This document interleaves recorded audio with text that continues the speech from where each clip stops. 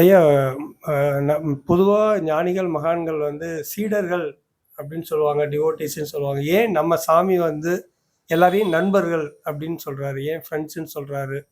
அதுக்கு ஏதாவது தனிப்பட்ட காரணங்கள உங்ககிட்ட பகிர்ந்திருக்கிறாருங்களா? எல்லாத்தையும் சொன்னது தான் எங்ககிட்ட சொன்னார். The beggar doesn't have any disciples, the beggar doesn't have any devotees, the beggar has only friends. இந்த பிச்சைக்காரனுக்கு பக்தனும் கிடையாது, சீடர்களும் கிடையாது. இந்த பிச்சைக்காரனுக்கு நண்பர்கள் மட்டும்தான் உண்டு. சுவாமி எதையுமே ப்ராக்டிக்கலாக இருக்கிறவர். இன்னைக்கு எங்கள் அப்பா தான் எல்லா இடத்துலையும் இருக்கார். மை ஃபாதர் லோன் இஸ் இந்த பாஸ்ட், இந்த ப்ரெசன்ட், இந்த future. My father alone exist, nobody else, nothing எல்ஸ்ன்னு சொல்கிறாரோ. அன்றைக்கி ஒருத்தனை கூப்பிட்டு அவன் என் சீடனை எப்படி சொல்ல முடியும்?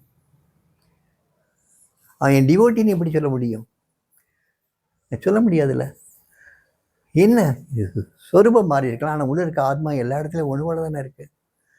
அதனால் அவர் சொன்னது நண்பனுங்கிற ஒரு வார்த்தையை யூஸ் பண்ணிக்கிறாரு. ஆனால் ஒக்கப்படத்தில் வேறு வேர்ட்ஸ் கிடையாது. அந்த உருவ மாறுபாட்டில் உங்களை ஒரு எப்படி கூப்பிடுறது? சீனிவாசன் கூப்பிட நண்பா, எத்தனை தடவை நண்பான்னு கூப்பிட்டுப்பாரு, எத்தனை தடவை தம்பின்னு கூப்பிடுவார். தம்பி இங்கே வாங்க.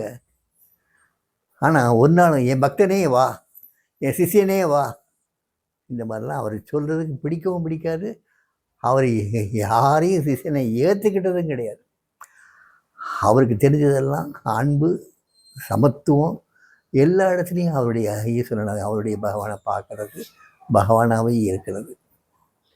அதனால் அவர் யாரையும் அவர் சீடனை ஏற்றுக்கவும் இல்லை, சீடனை கருதுனதும் இல்லை, பக்தனாகவும் கருதுனது இல்லை. அவர் எல்லாரையும் தெய்வ சொரூபங்களாக தான் பார்த்தார். அதனால் நட்பு தான் பாராட்டினார்.